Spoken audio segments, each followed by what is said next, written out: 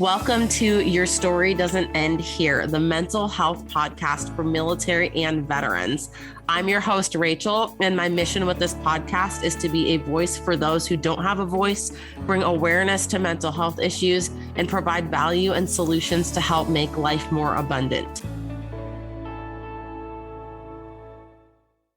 Hey everyone, thank you so much for coming back for another episode. Today's episode is part 3 of this 5-part story. It is one big long story chronologically in order. So if you missed part 1 and 2, pause this, go back, listen to part 1, then listen to part 2, and then tune into today's episode so that the story makes sense to you. And I hope you enjoyed today's episode. So I ended up getting my TAD request accepted by the CO. And I went TAD. CMC was pulled off the ship early because he was about to transfer anyways. He didn't get kicked out. He didn't get any repercussion. He went to be the CMC of Oceania, NAS Oceania. And now he is the Force Master Chief.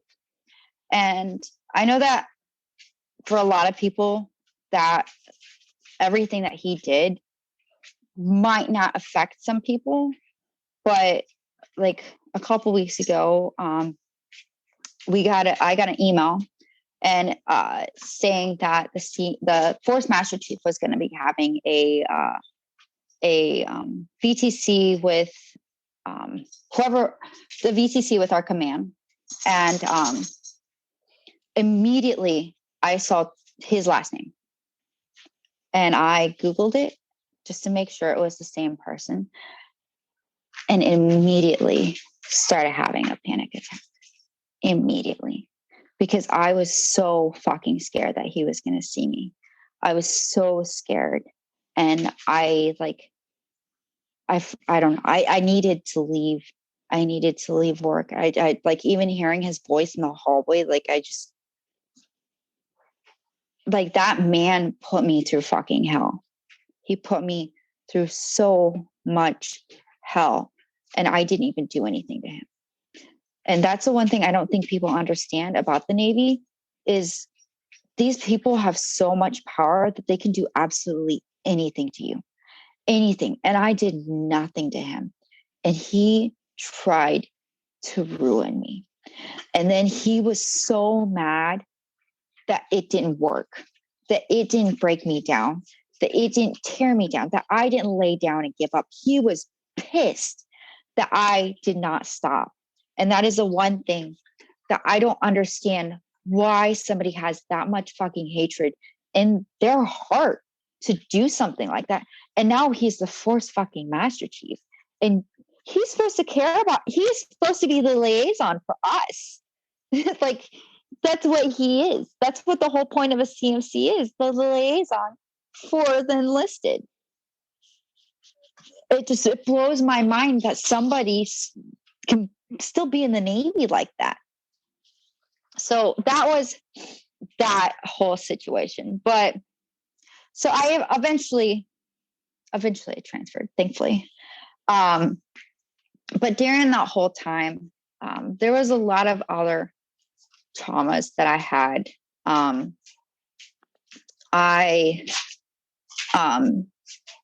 Before that, with one of the OSs, I went out with them, and he knew I had no interest in him at all. And we went out drinking. There's a place, it's torn down now, which is really sad. Poor Greenies. Greenies was a squid bar. I don't know if people know what a squid bar is, but it was a bar that's been around for fucking ever. They call it a squid bar because it was majority of sailors there. And also, it was one of the only bars that was left that you can smoke in there. You can smoke inside, which when every single time I went there, I had to as soon as I got home, peel off my clothes and throw it in the wash, because I smoke, but I cannot stand the smoke. It was nasty. I had to wash everything because it was so gross. But you can smoke in there. You can play pool. That's what I did. I would just drink and play pool, but also on the weekends, they had a live band out on the patio. Like they had everything. They had like tower margaritas, tower of beers. Like, yeah, it was fun time, blast. But so one night, I went out with a group of friends, and I was drinking with them. I was not drunk. I remember everything until we were in the parking garage at PPV, and I was getting a piggyback, and I lost my grip from holding him. And all of a sudden I fell back and I hit my head on the cement. And then I remember getting up, and that's it. I don't remember anything else. That's it. And then I woke up and I was in bed with him. I wasn't drunk.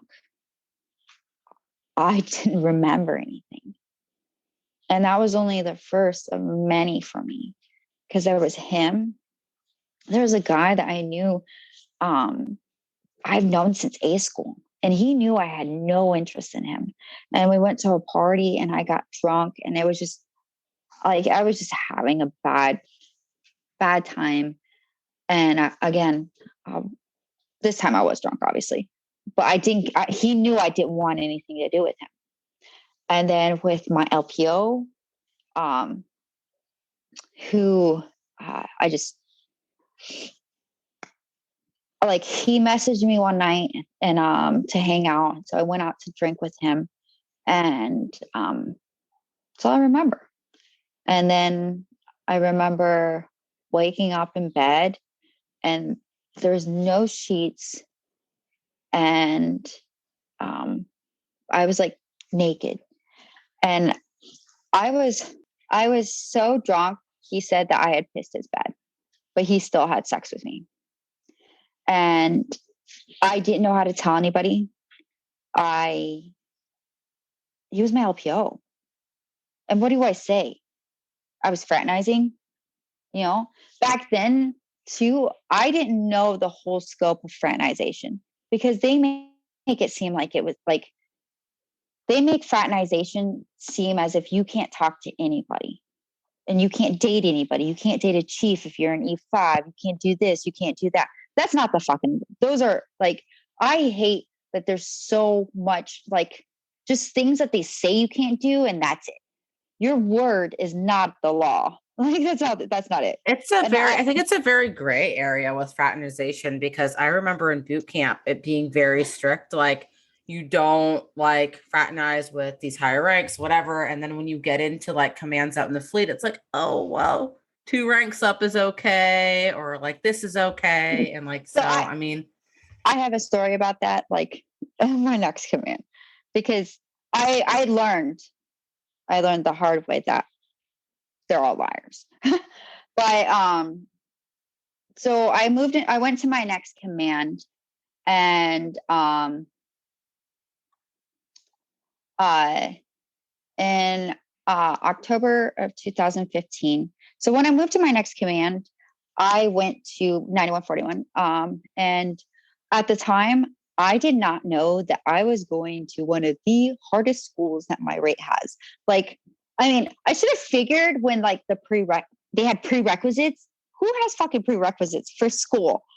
I had to teach myself like trigonometry. I gave up on DB conversion because I couldn't figure it out.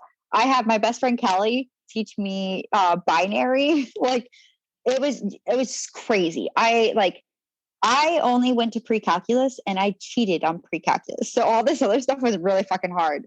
And so I go to the class, and first off, I check in, and like, I checked ahead of time multiple times. And they said that I did not have to find a place to stay, that I was going to get per diem. And I check in, and me and my dog Stella, my baby, but me and Stella were there, and we found a hotel that she could stay in, and which was really close to the place that I was going to school at, and that's where we were. And we did all our paperwork. Man, I have never done so much paperwork for my fucking clearance ever, ever. Like, they're like, oh, your family's illegal? We need to get all this paperwork. I was like, I don't even talk to half of my family. I can't speak Spanish. Like, why do I got to put their name down? Like, I was in there for hours, because I was like, my dad is the youngest of 8 kids. I am one of like 50 immediate grandchildren. I was like, I can't put all this stuff on paperwork. It was horrible. And then plus, I didn't know my mom's side of the family. So it was bad. So I go there, and then 2 weeks after being there, they tell me that they were wrong, that I will not be getting paid per diem, that I have to pay for my hotel out of pocket. They're not sure if they're going to be able to reimburse me, and that I need to find a place, and they cannot give me the BAH for DC until I sign a lease. I don't know, obviously a lot of people don't know this, but at the time, BAH for Norfolk was $1,700. DC area was almost $2,000. And so, or no, it was $700. So Norfolk is only $700, like maybe $750. And then DC was almost $2,000. That's a huge fucking difference. Huge difference. So they told me that I couldn't, they weren't going to give me the money for BH until I found a place. So the Navy put me in a lot of fucking debt, so much fucking debt. And so, and then the one thing about the Navy is, if they put you in debt, they're only going to pay you what they owe you. They're not going to pay you for the interest. They're not going to pay anything else. And it took me fucking months to get that back pay. So imagine putting like $2,000 on your fucking credit card, and then you accumulate all this other shit.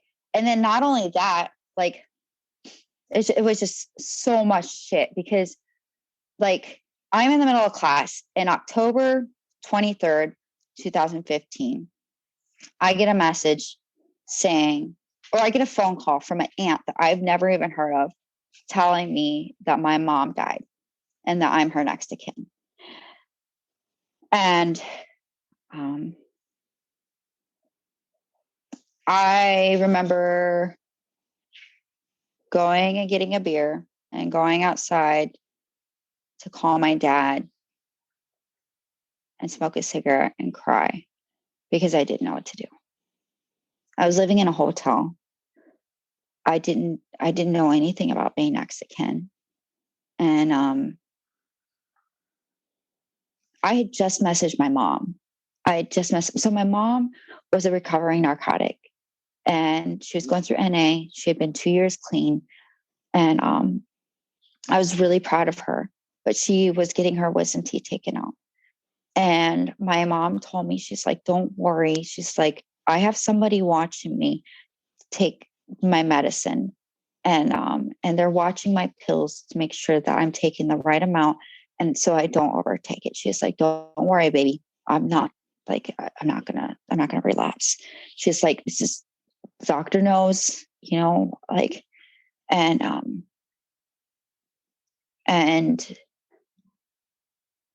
when I found out my mom didn't wake up, honestly, I never called to get the talk screen, because I knew. And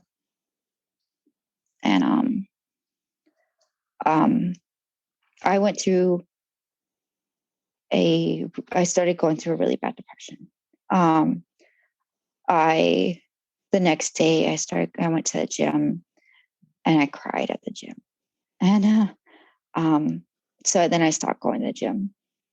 And once again, I was in a classroom full of guys. There's no females in my class.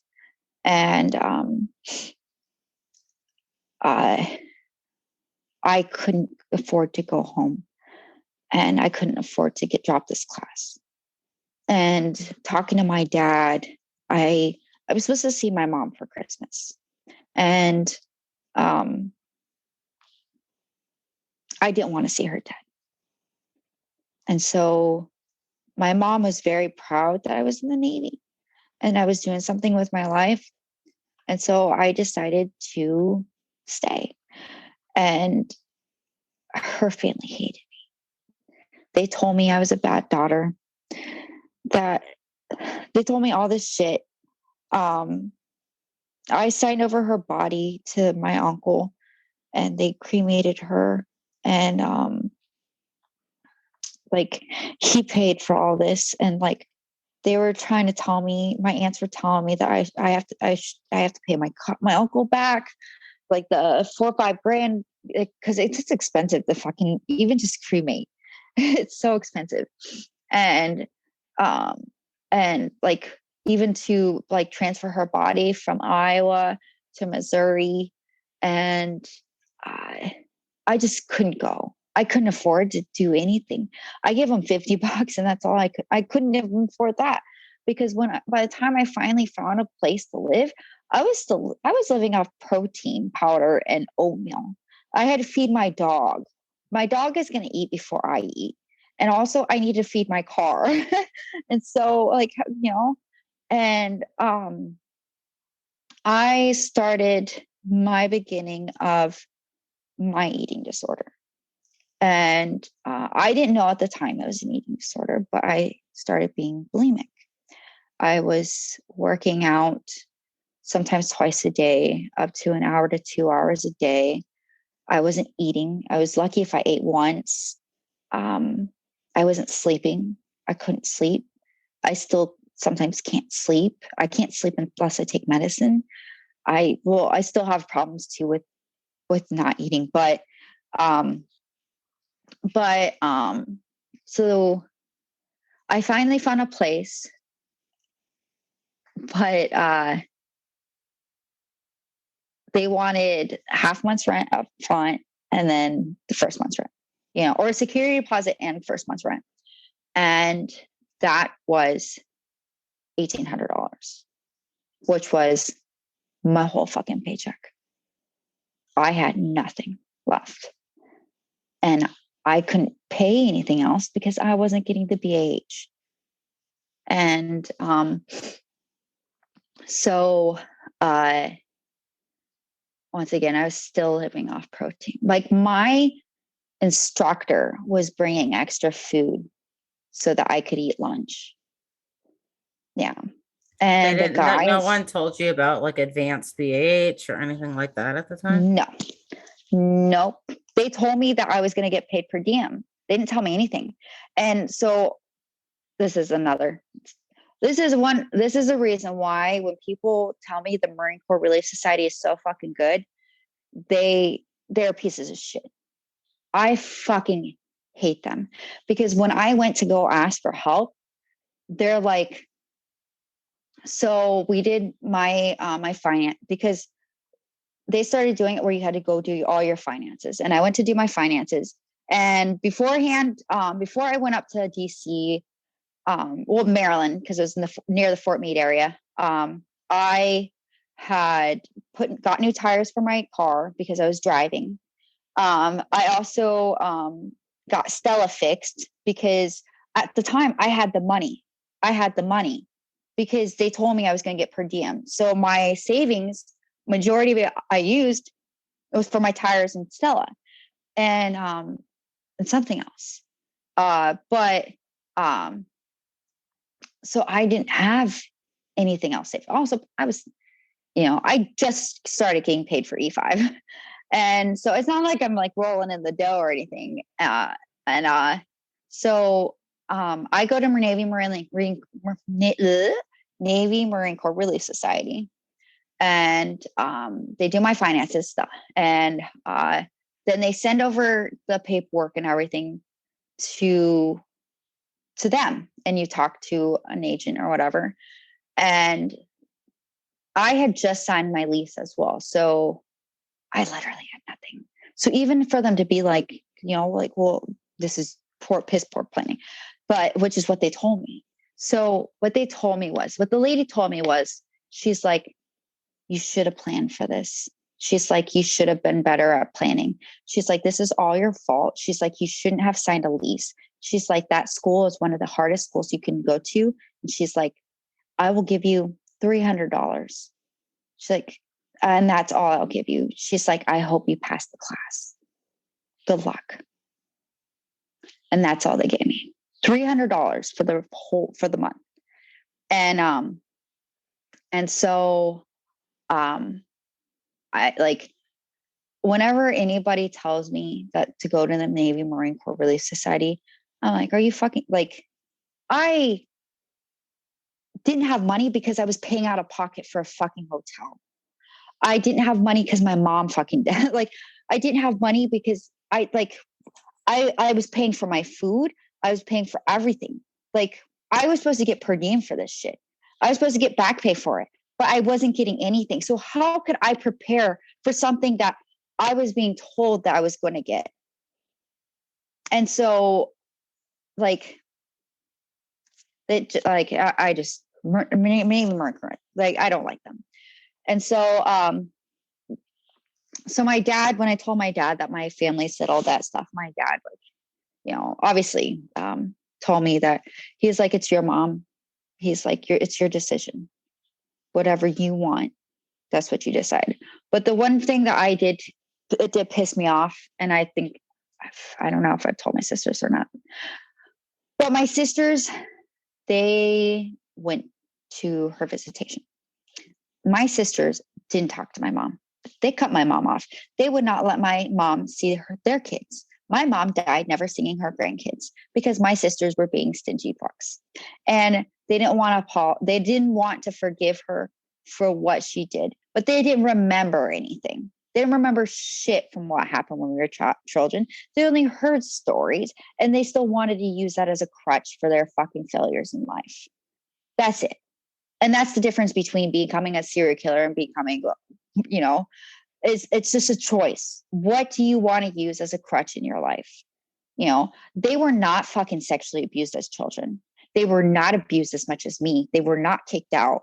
Like, they didn't live on the streets. They had our family to help them. They didn't do any of that shit. Yet they want to be, no. And then when my mom died, they used that to get all this fucking attention. And the thing that pissed me off the most is my brother took a picture of my mom in her casket and then posted it on Facebook. Like, what the fuck? That's the only thing I see now whenever I think of my mom, is my mom laying in a fucking casket. Like, there's so much I like, it just drives me nuts. But so I stay there, obviously. And when the one thing about going to a new place that sucks is not knowing people and having to meet new people and all, you know, the stuff that I don't like to really do anymore. And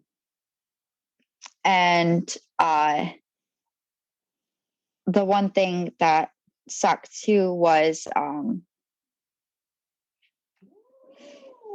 trying to meet friends, and it just doesn't happen well. Because there was a guy, and I met him at the gym that I worked out at, and he, I saw him too on Tinder or something like that, and so we decided to meet up, and so he came and he picked me up, and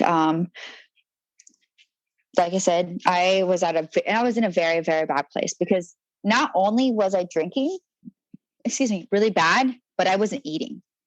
I was not eating. So I was like I was still going to the gym. So I looked like I worked out, but I was super, super lean, and I was just disgusted. Like, looking back at me now, sometimes I look back and I'm like, oh, I wish I looked like that. But then I'm like, yeah, but I also wasn't eating, and I wasn't sleeping, and I wasn't doing anything healthy. So I go out with this guy, and I wake up in the morning and I don't know what happened. And he's like, yeah, you know, we had sex, blah, blah, blah, blah, blah. I had to carry you in for my car. You got sick and you threw up, blah, blah, blah, blah. And I was just like, you need to leave. You need to leave. So I made him leave. And then he ends up texting me later that day. He's like, you know, I had a lot of fun. We should hang out again. And he's in the Navy. He's in the Navy. And I was like, are you fucking kidding me? I was like, why would I want to hang out with you? I was like, I didn't want to have sex with you. He's like, well, I thought you did, you know. I was like, I threw up. And you had to carry me into my apartment. How does that sound like I wanted to have sex with you? How does that sound like I wanted to give you consent to have sex with me? How does any of that make sense? I did not have fun, and I do not want to talk to you again. That was not consensual sex. I was like, how do you not know this? You are in the Navy. You should know by now the definition of rape. I was like, if you contact me again, I will turn you in. So obviously he didn't contact me again. But it was crazy because I ended up finding out that he got married not even like a month later. Or not a month, like not even like a year later, he ended up getting married. And I really wanted to like go tell the chick, like, hey man, like, but I mean, that's not my place. I mean, I guess a lot of these I feel bad because I didn't say anything. And I guess too, at the time, and that's one thing I am worried about my med board, is them looking at my paperwork and seeing all these sexual assaults and then being like, well, you think she would have learned, you know? And I think that too is like a stigma that is kind of like, maybe not stigma is the right word, but like a belief system that's put in the heads of females, especially like people that maybe grew up in instances where like you didn't feel empowered to like say no in situations, or like maybe you did say no, but someone else felt like they were more powerful than you. Like you shouldn't feel bad for something that happened to you that was out of your control. But I think like so many people can probably relate to your situation where it's like, oh, well, is someone not going to believe me? But there's been times in your past where people haven't believed you. So yeah. And so it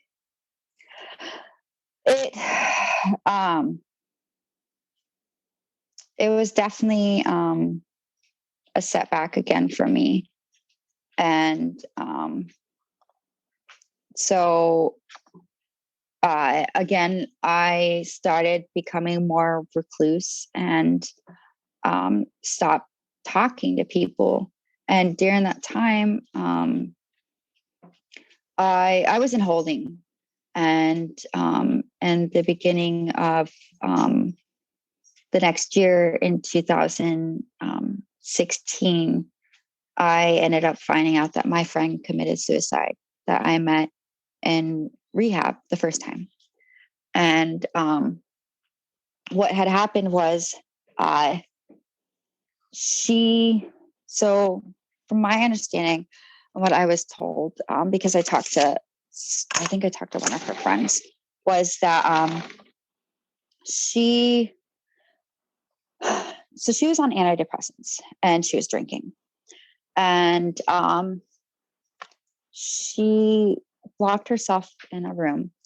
And according to her boyfriend and one of his friends, she was in there, and then all of a sudden they heard a gunshot, and they went and they knocked on the door, and she said that oh, it was an accident. She was messing with the gun, and that she dropped it and it went off. And it's just like, well, why didn't you like, you know, go in and say something? And instead they're like, oh, okay, you know, that's fine. Knowing that she's on antidepressants, you know, she's drinking, she has a fucking gun, you know. And then the next thing they know is they wake up in the morning and they break into the room and found out that she had shot herself in her stomach and she bled out and she died. And when I found that out, I was incredibly upset. And I was working at the DC Navy shipyard, and my boss, he's like, I want you to take some leave, take a few weeks of leave. And I did.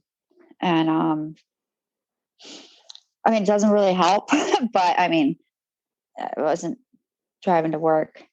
And so, once again, I just fell more into depression. And yeah, and I guess it was just, I wasn't, I didn't know how to deal with any of that. And so, and same year, a couple months later, one of my friends from the ship, I found out that he was stationed, or not, he was stationed. He got out of the Marines, and he lived in Maryland, and so he lived 2 hours away from where I lived, and so I drove up 2 hours to just go hang out with him, and he's like, well, if you want to drink, you can just crash at my house. And he's like, we have a big house. He's like, you can just sleep there, and we can go drop off your car, and then we'll just drive back to the bar. I was like, okay, all right, we can do that. So we go drop off my car, come back to the bar. We're drinking. Everything's going fine. And I wasn't drunk, but I was, drunk, not like drunk enough where I couldn't drive 2 hours to go home. And so we get back to his house. He gives me a change of clothes. And then I'm like, all right, well, he's like, yeah, you can sleep in here. And then I realized this is his room. I was like, oh, I thought we were going to like sleep in different rooms. Like I can lay on a couch or something. And he's like, oh, he's like, it should be fine if you could just sleep here. So I don't know why, but I was just I was like, okay, we're friends. Anybody that knows me knows that like I'm oblivious to a lot of shit. I am so oblivious. Like, I don't know if a guy's hitting on me. I think they're friendly usually. Like, I'm just very oblivious. Like, in my mindset, I'm still like the 16-year-old girl with really bad acne, or I'm like the like fat, chubby girl that I was when I joined the Navy. Like, I don't see me for me. And so I'm like, okay. So I go and I'm sleeping. And then I start feeling somebody touching me and like trying to kiss me. And I wake up and he's groping me and trying to like put his moves. And I freak out. I completely freak out. I start screaming. He's like, my dad's sleeping. Like, please be quiet, And I flip and I like change I was like, I gotta go. I have to go. And I change my clothes and I leave right then and there. I'm like crying. I'm bawling my eyes out and I'm driving home and I'm trying to call my friend Cameron, and I'm calling and I'm trying to call Cameron and I can't get a hold of him. So I call another friend that I have that's in Maryland, and I go and I spend the night at his house. And that was the first time that I actually like stopped something from happening. I didn't just lay down and take it. Like, because there's always like a fight, flight, or freeze. And usually I'm a freeze. Usually I'm a huge freeze.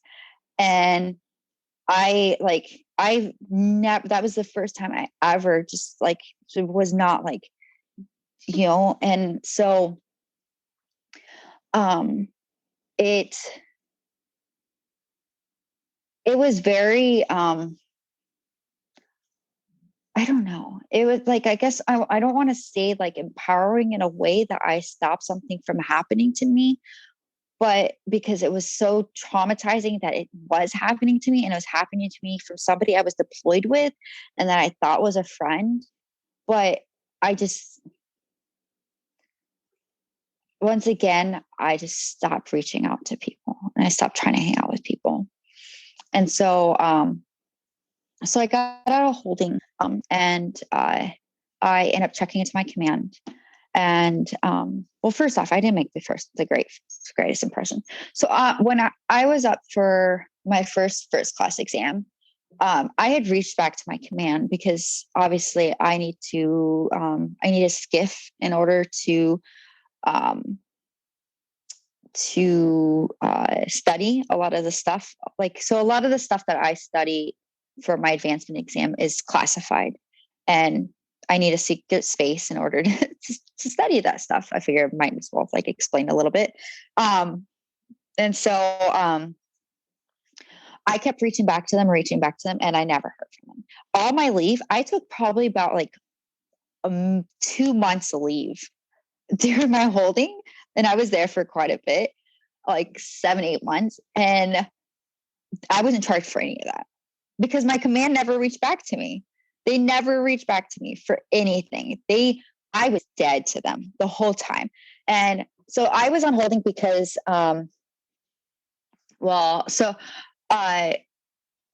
when you get in trouble, they're supposed to go and put in a SEER, which is just basically something that says that you got in trouble, blah, blah, blah, explains everything. But then they're supposed to close it out. And mine was never closed out from one of my masks. And so they were having a lot of problems with re-upping my clearance. And so I ended up finding out that everything that they fucking did to me was not true, that they were just lazy. Because when I went to check into the Navy shipyards to work for the civilians, they're like, why are you here? You have a clearance. I was like, well, because my command says that I don't have a clearance. And they're like, well, they're lying. And I was like, well, that's great. Let me just go and tell them no. So I had to wait, and I waited and waited and waited until my clearance got adjudicated, which takes fucking forever. So they're so far behind on everything. And so I ended up going and working for them. And when I went in to take my first class exam, I didn't know anything. I had just become gone to the school, but I hadn't been doing rate stuff for over a year and a half. I don't know anything. My brain is a sponge for everything I don't need to know. I hold all this knowledge that I absolutely do not need to know. I don't know why. It's just there. It's I can't remember anything that is detrimental to my career. But so that's how it is. And so when I went to take my first class exam, I didn't know anything and I fell asleep. So great first impression. And I generally fall asleep during every exam. I haven't in a while though, but it doesn't really matter. But so when I finally got into school, into there, the first thing they did was bring up my NJPs and tell me that I was recovering still and blah, blah, blah, blah, blah. And so I was waiting for my access to the high side computers. And so I was doing little tasks here and there and trying to figure out different things. I became an ACFL, and I was just trying to do things that would better me, because obviously I got a P from an eval, and I wanted to over the things that my dad told me to do. It doesn't matter what you do, it matters how you overcome. And so I was working on that, and one day my first class, when I checked in, she was a complete fucking asshole to me. She was a huge asshole to me. And they used to tell me, when I checked in, when I talked to the CMC, he told me that if I wanted a good mentor, to go to her. But when I asked her to help me for work, she's like, I don't know how to do this stuff. I'm like, are you fucking kidding me? Yeah. And it was just one thing after another. And okay. So when I went to sign my eval, they told me that that everybody thought I was aggressive, that nobody liked me, that they just told me like my chief told me a bunch of shit. And he just blatantly like just told me what I mean, I've known the whole time that no, I don't fit in with anybody. And so I on Friday, that Friday they were having an outing, and O and I they did our division did or our department did quite a bit of outings, and so we would do like brunch or something, and so we would get off early on Friday, and if you didn't do it, you were supposed to work till 1600. So everybody was doing something, and I decided not to go. I decided to stay there till 1600, and um, that's what I did. I literally stayed there till 1600 doing work. And on Monday, Chief pulled me in and he's like, so why didn't you go? I was like, well, you told me nobody liked me. So why would I go hang out with a bunch of people that don't like me?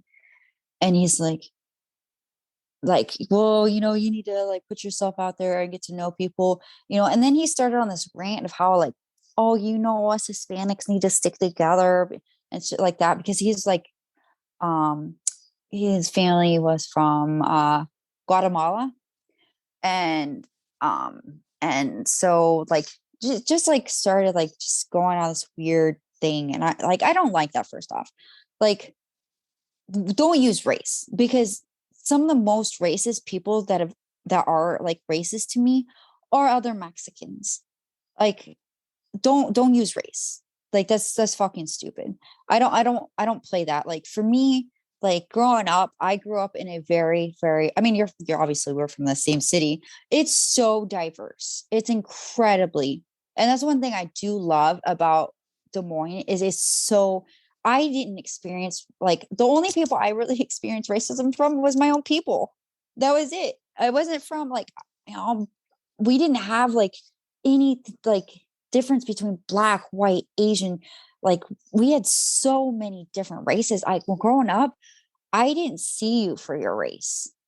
I saw you for you. And that's how I was raised. Like my dad always raised me. He's like, you don't choose who you love. You just don't. Your heart loves whoever it wants to love.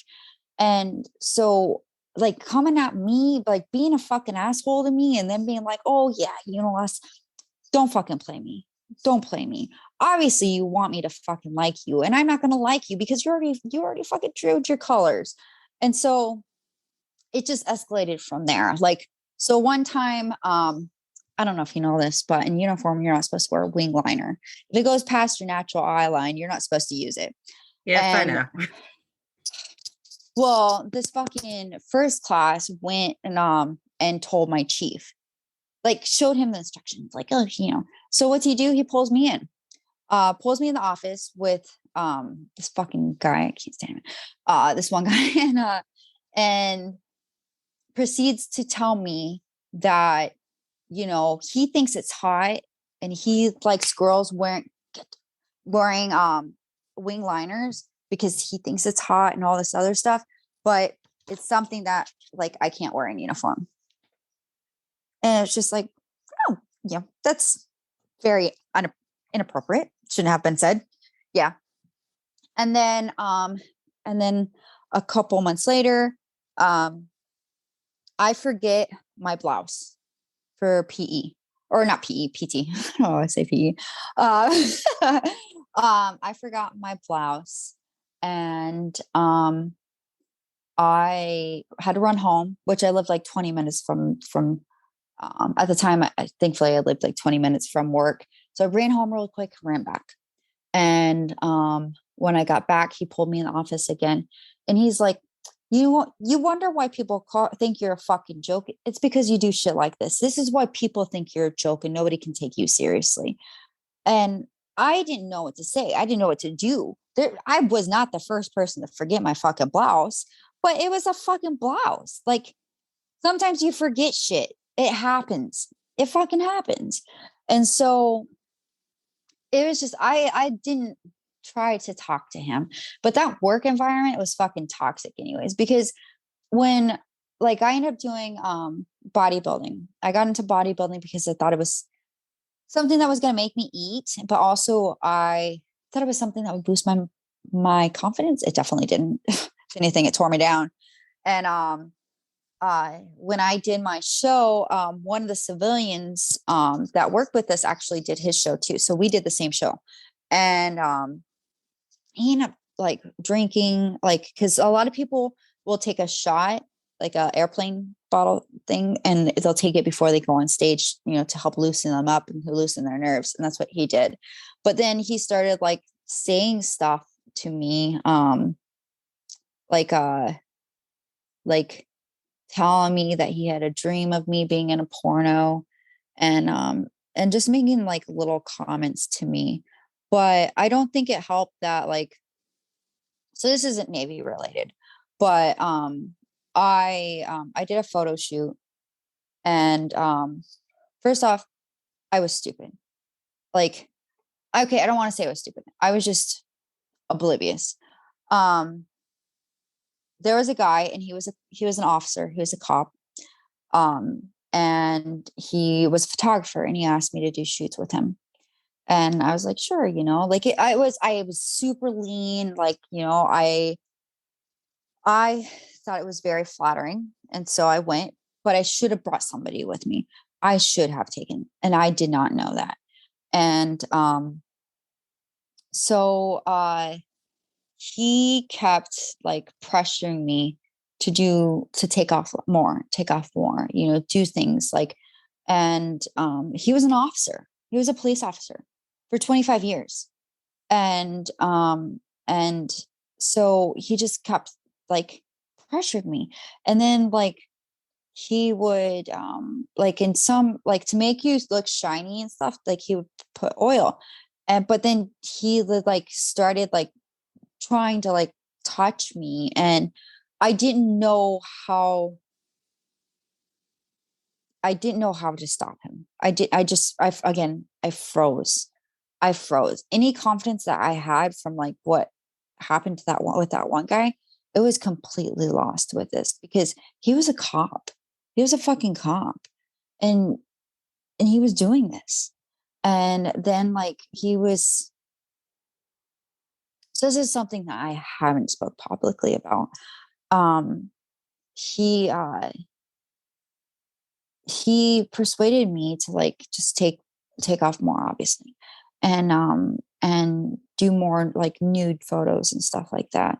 And then I told him I didn't want to do it. I was like, I don't want to do this anymore. And he's like well he's like said something about my family. And he's like, you really think your family, they're gonna think that you're like a good girl now you're gonna act like this? He's like, after you've taken all these other photos? He's like, no. He's like, look at you, look at like. And he just made me feel like complete shit, because I didn't know how to talk, to how to say no. And how, like, I couldn't, like, it just put me right back to being a kid. Because like when I was a kid, my mom's boyfriend, like, what I now know, he groomed it. He would like play these games, and he would call it ghost, where he would throw the sheet up and my sisters like would play underneath the sheet, but then he would actually be like fondling me. And then he would take me into the bathroom and like tell me, like, you know, like it was our secret. And like, and then just like get me to do stuff to him. And it was just, that's how that's exactly what I went back to when I was with this cop. This is a guy who's supposed to be protecting people. He's supposed to be like catching people that do stuff like this to people, you know. But instead he's forcing me, like, and I don't like, I know that if something would happen, they're like, oh well, he didn't really force you. But what else would you say it was? You know, when somebody knows that they're in power and they're telling you to do stuff, what are you really supposed to do? How are you really supposed to feel? You don't have power after that, and especially after they demean you like something like that. like that's the whole point of a narcissist, is to build, like, take away what you feel like you have any kind of power, and then turn it back on you to make it seem like you decided to do that. Like, I didn't know what to do. And when I left, like, I cried, and it I didn't know what to do. I was in fear that he would let those photos out. Then I still have that fear that he might let these photos out. I guess I did find out that, like, one of the girls that went to the gym with me, her and her sister went, and he like sexually assaulted them or sexually harassed them. And they went and spoke up. And then after that, like, tons of other models spoke up. And I wish I would have spoke up. But I just, like, even talking about, I can't really say everything, because I haven't really fully got the grasp of it myself. And so I didn't know what to think about that. And so I actually confided in this guy at work, because he was a photographer. And I feel like me going and confiding in him and asking his opinion, I don't want to say it put me in a bad situation, but I feel like maybe I made him feel like, I don't know, like he could say stuff like that to me. And so I avoided him at all costs. I hated going to work. I love my job, but I hated going to work. And so, but I busted my ass at work. Like, I ended up becoming like, I ended up becoming the president of JAA. First off, it was called White Hats, which I was like, that's kind of racist. I was like, I don't want to call it White Hats. Like, because I mean, then everybody looks at me weird. I'm like, hey, there's KKK members in Iowa. So, like, like, when I think of a white hat, I think of, and Yeah, I was just that's like, and I was like, first classes wear white hats too. I was like, so what? I was like, I renamed it. I was like, we're going to call it the JEA. It's a lot safer. I was like, we're going to come out with pitchforks and white hats.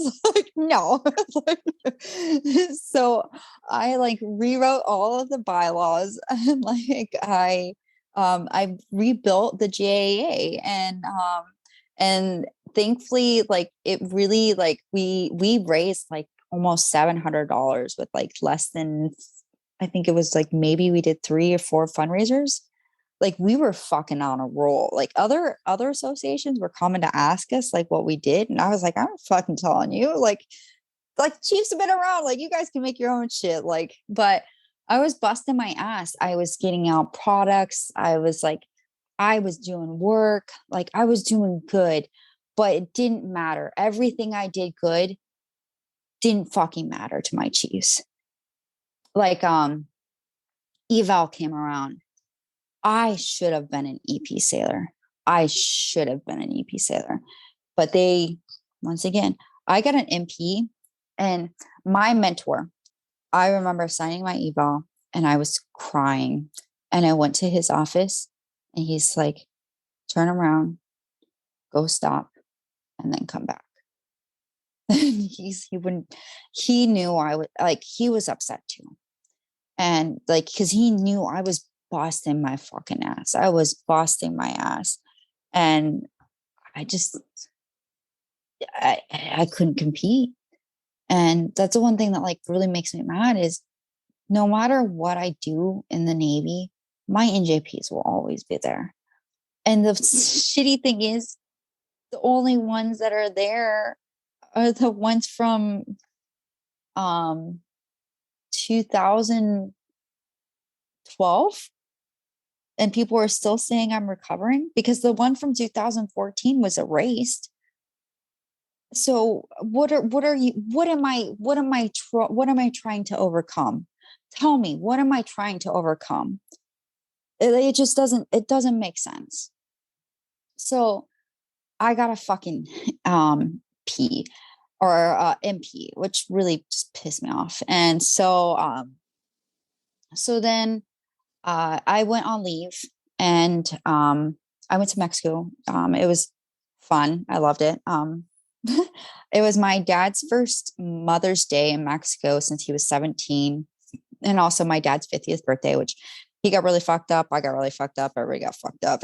Like there's tequila bottles on he bought tequila bottles to put on every single table. We ran out of tequila, like started drinking beer. Don't mix tequila and beer. Like, well, and also I was drinking like sweet shit. And it was also the last year I saw my grandpa alive. And I had so much fun. I was so fucking dark, but I also got super fat. Like 2 weeks I was so fat.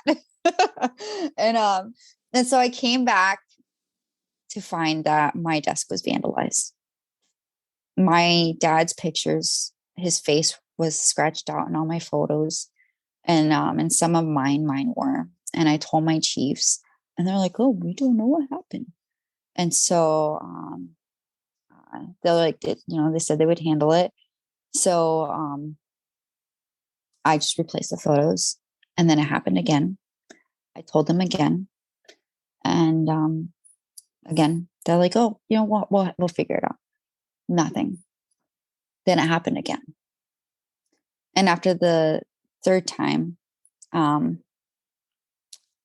I went and I was talking to Tyke, and it wasn't for me like to like tattle or anything.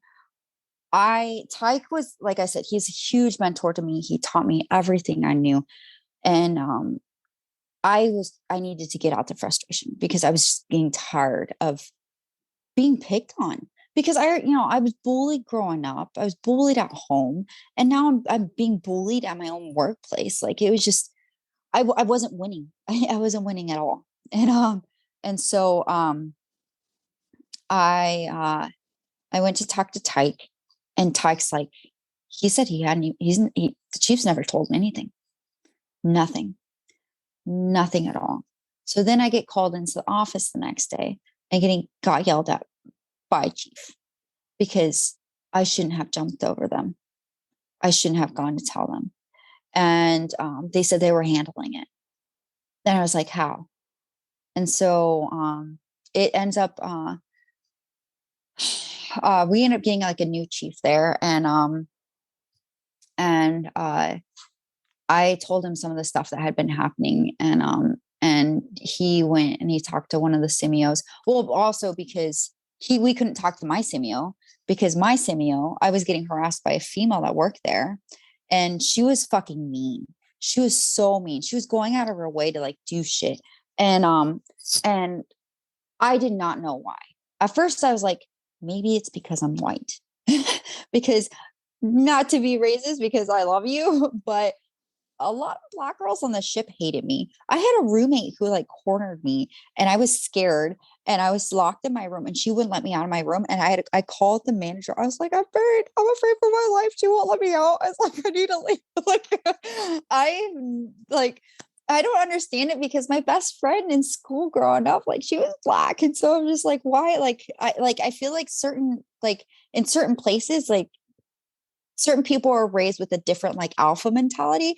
I'm not an alpha. Like I just am me. I'm me. I don't believe in the whole alpha like stuff. Like I'm me. Like if you're intimidated of me, that's obviously not my problem. That's something that you need to work on. Then and so I was like, I couldn't figure out like why she hated me. But then I was like, all right, it can't be because I'm half white, because like obviously like she's friends with everybody else. Like I just gotta be me. I don't know what I did, but she hated me. And when I went to tell my simio, she told me to stop victimizing myself. And so I stopped talking to her.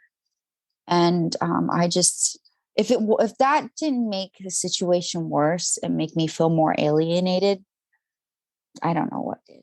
The Because equal opportunity person told you to stop victimizing yourself instead of looking into it. And she was a chief.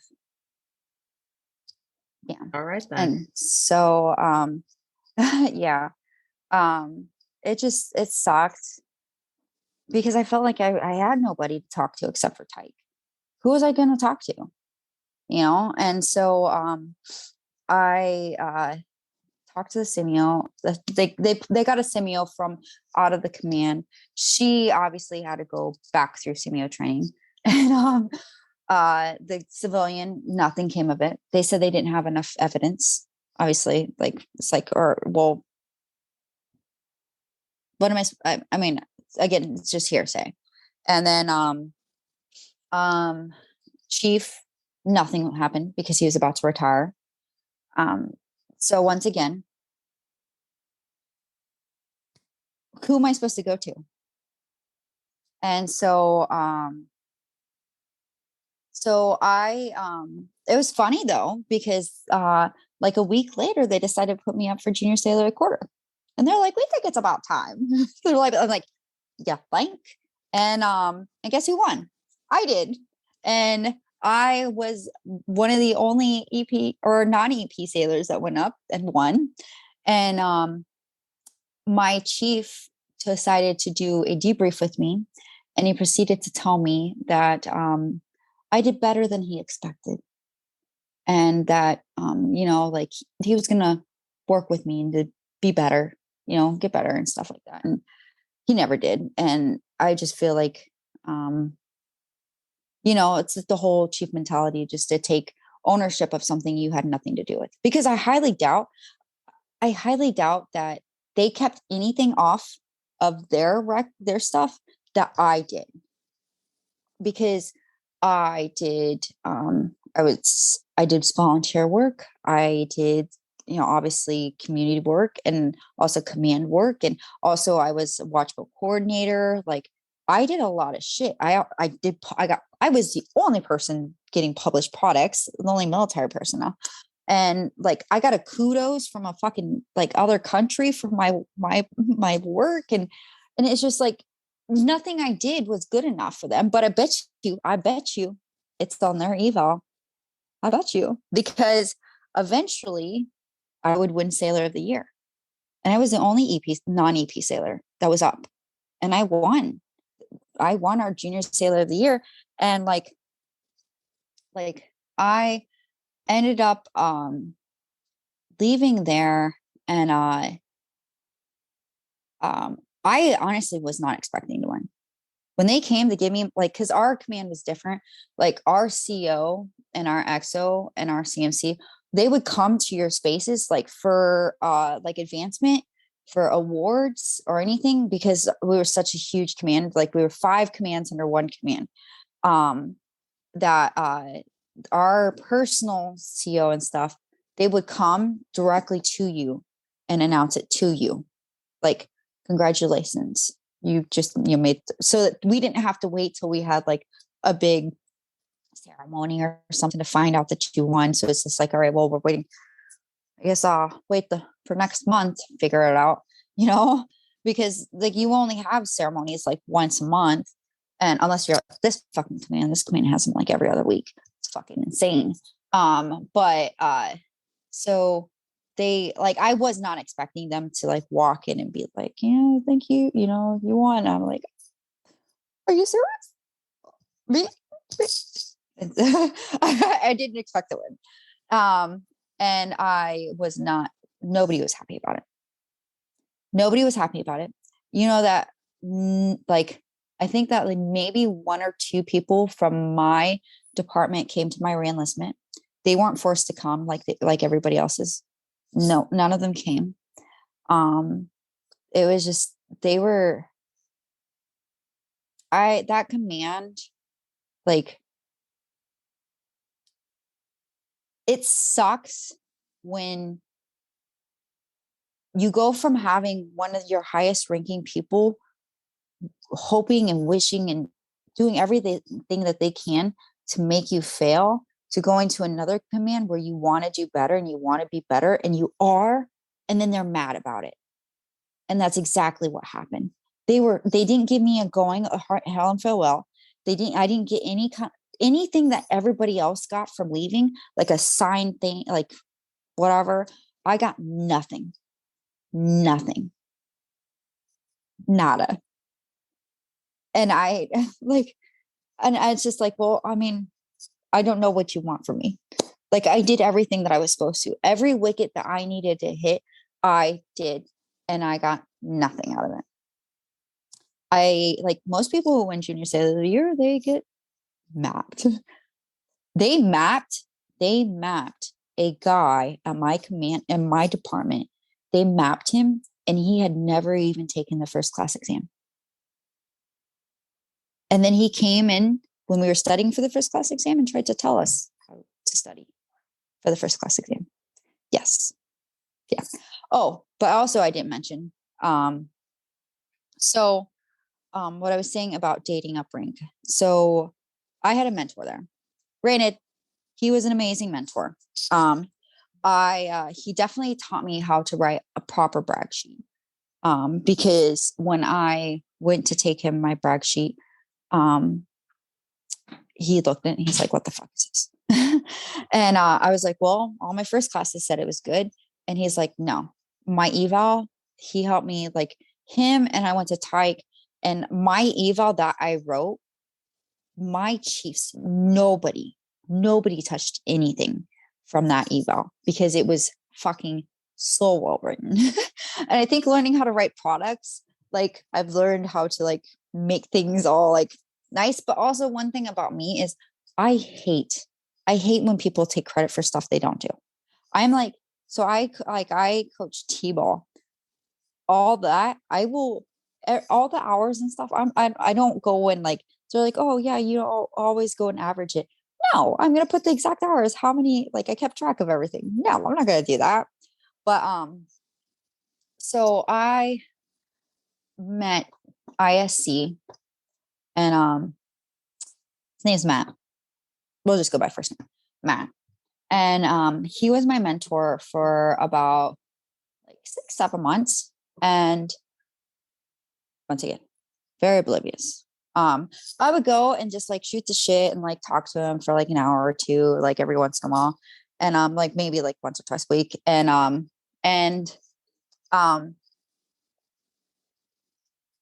he was very attractive, 5'7", blue eyes, you know, from Illinois, like redneck. But I never knew that he was hitting on me. I never knew. And then one time he asked me to go fishing, and I thought it was something that like he gave me his number and like said that we should go fishing. And I thought it was something that he did with every met person. But then I ended up finding out that it was because he liked me. And so he was a chief. And obviously we didn't announce anything. We didn't say anything. We didn't nothing. But I should have seen all the red flags from the beginning, because yes, he was my mentor for 7 months, but right off the bat, like he wanted all or nothing. He's like, our first date, he's like, "Are we dating or are we not?" Right off the bat, that's what he wanted. And so he also thought that because we were mentor protege for 7 months, that meant that I had to have known him well enough to be dating him. And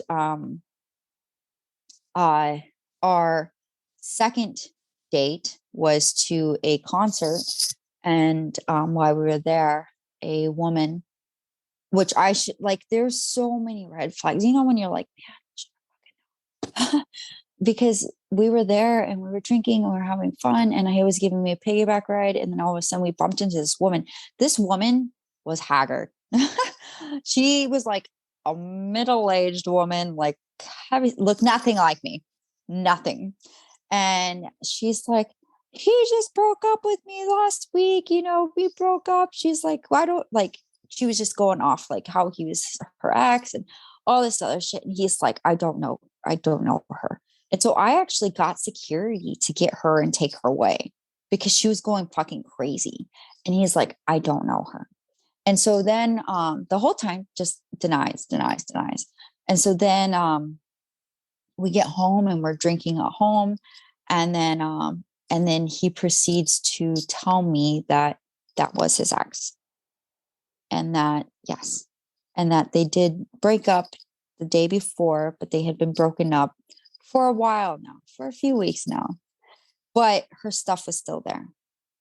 And so she ended up coming and getting it the next day, which he drove. So also, Matt lived in the fucking middle of nowhere. He lived in the middle of nowhere. He owned 20 acres of land. He had over 85 guns. He owned a lifted truck, a car, a motorcycle, a four-wheeler, had a baseball field on his fucking property, had 3 gun ranges, a 4,000 square foot house, a pool table in his basement, like, but he's not materialistic. Not materialistic at all. Yeah. And also the Navy doesn't know that he was staying married, even though they're completely separated, just so that he can get money. And he was only giving his ex-wife like $200 every other week for the kids. Yeah. That's totally illegal, but you know. Yeah, he's a chief. But so it just went downhill from there. Now I know that he was a definition of a narcissist. He was very, he would give me a lot of backhanded compliments. I started seeing a therapist. Granted, she didn't help me. She made me feel very awkward. One thing I don't like is when people I think I told you, I don't like people complimenting my looks. It makes me feel weird. It like every once in a while, like, oh, you look pretty. And I'm like, thank you, but like, to say it all the time. And, it's just, I feel like it's something like you do every once in a while, but she do all the fucking time. And then when I started dating Matt, I showed her a picture of him, and then she'd request to see his picture every day that I had therapy. But then the one thing about him was when he knew I had therapy, he would ask me what we said. He wanted to know everything. That was like clockwork. When after my therapy class, like therapy group that night, I would tell him everything. And then it got worse from there because, so Matt was very, I wasn't comfortable really with him. Like he would make, he would make passes at me, and it just like, especially like, I didn't take them very well, and he didn't like that. And, all right, this is TMI, but it leads into more, but like, I couldn't, orgasm. I just couldn't. And so he was very upset about that because he said that he's never met a woman that he couldn't make orgasm. Yeah. He was 34. I, at the time, was 27. And, that's what he said. And so when I told my therapist told me to tell him that they were probably lying because and he did not like that. When I told him that, he was pissed. He was so mad. But she also said that, like, she's like, as a couple, like, you're supposed to grow together, like, especially sexual trauma people, like, it has to be a growing experience. It's not something that's going to come overnight. It's something that you have to work on together. And, he didn't like any of these because according to him, everything was me. It was something was wrong with me. And, he started giving back a lot more backhanded compliments. Like, and a lot of people, I guess, don't know what that means. It means like telling me like, oh, well, I really like this about you, but I wish you would be a little bit more like this. That's a backhanded compliment, and it's not a compliment at fucking all. And then, he would get mad and he would start yelling at me and hit things or hit his hand. And a lot of people don't realize that's all abuse as well. And then when I stopped going to therapy, he would tell me I was fucked up and then I needed to go and fucking talk to somebody, that there was something wrong with my head. And at the time too, me and my dad, we weren't talking, and that's a whole nother story, but, we hadn't talked since Mexico. And he told me I was fucking stubborn and that I needed to fucking realize like that there was something wrong with me. I couldn't even talk to my dad. I couldn't just brought just all this shit into it. It was so bad that I called my dad and I started talking to my dad again because I just didn't know how to deal with it. And my dad was like, who the fuck is he to tell me about my relationship with my daughter? He's like, Anita, if you needed time, he's like, you need time. I know you because you're my daughter. And if you're mad, I'm going to give you your time because I know eventually you're going to come back. And that's the way I am. That's the way I feel like that's a better way of handling your anger than bringing everything out. And so it just got worse. And my roommate at the time ended up going and spreading a rumor about me and Matt dating. He did not know officially. He knew that I had a crush on Matt, but he did not know officially that I was dating him. Well, this rumor got around, and a senior chief who says that she didn't have a crush on him, but I'm pretty sure she had a crush on him, took it to my chiefs. So I get called in the office by both my chiefs, and then they pulled in a female chief from another department to yell at me. And they're like, so we heard something that's going on that shouldn't be going on. And fraternization and blah, blah, blah. They're like, you're not supposed to be dating, chief. You don't have to tell us. We'll find out. We'll find out everything. Yeah, they told me that they were going to put an investigation on me, that they were going to get me in trouble for fraternization, and that they just threw everything at me. And they're like, you're a disgrace. Get on my fucking face. And so I went to go stay and watch. Naturally, just went on about my day. And I am standing watch. And then I had to go to the bathroom or something. So I had somebody sit there for a while. And because it's just on the quarter deck. You really don't do anything. You're just there to check Facebook, and you're there's a police officer over there. If anything's gonna go on, he's gonna have the gun. I'm not. I'm just here. So most Navy watches. Yeah. And you're there basically if somebody needs to look up a phone number, you just look up the phone number and you're like, oh yeah, here. Yeah. And so I guess when I was in the bathroom, my master chief asked to speak to me. And so I am so fucking nervous because so my chain of command, at least my SSO and all of them, they know if you tell me that somebody needs to talk to me, you need to make sure to tell me that I'm not in trouble. Because I have major anxiety, and right away I'm like, so freak out. And so I'm like, oh my God. So Master Chief pulls me up and he talks to me, and he's like, you don't have to say anything. He's like, but I want to apologize on their behalf because they were wrong. What you are doing, or what you might not be doing, is completely within regulations. You can date a chief. Enlisted can date all the way up and all the way down, as long as you're not in the same as long as they have nothing to do with your evil, or they're not in charge of you in any way. You can date anybody. You cannot date an officer. Officers enlisted cannot date, but you can date all the way up and all the way down. So me dating Matt was the watchville coordinator. So the only thing was we could not stand watch together. Other than that, we were fine. And the thing that sucked was the one thing that always happens: the chiefs never apologize. And so it really made me mad. But I guess one thing, when chief season came up, because obviously Matt was a chief, and he told me that one of the master chiefs asked them about if enlisted can date, if E6 and below or whatever what could you do to dating wise.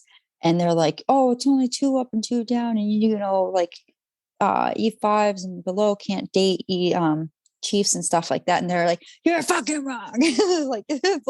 They After my situation, they harped on it so fucking bad. But the only thing I didn't like was it went all the way up to the Admiral CMC. Yeah. They took it all the way up there. So obviously there was probably some things that happened behind the doors that I didn't see. Because obviously if they took it all the way up and then they found out they were wrong and they had already went and threatened me, they're probably getting a lot more flack than, obviously they're not going to tell me. But I guess that's why, they apologized. Hey guys, thank you so much for tuning in today. You guys are amazing. Your support truly means the world to me. This is part 3 of the 5-part series, so we still have 2 more to go. Make sure that you tune in next week and the week after for the last 2 parts of this incredible story, and we'll catch you guys next week. Thank you so much for taking the time to listen in today. Each week, I'll be bringing you value in the mental health space and its direct impact on service members and veterans. If you feel you personally got value today from this episode, it would mean the world to me if you would leave a 5-star rating and review and share this to your audience. Until next time, remember, your story matters, your mental health matters, and your story doesn't end here.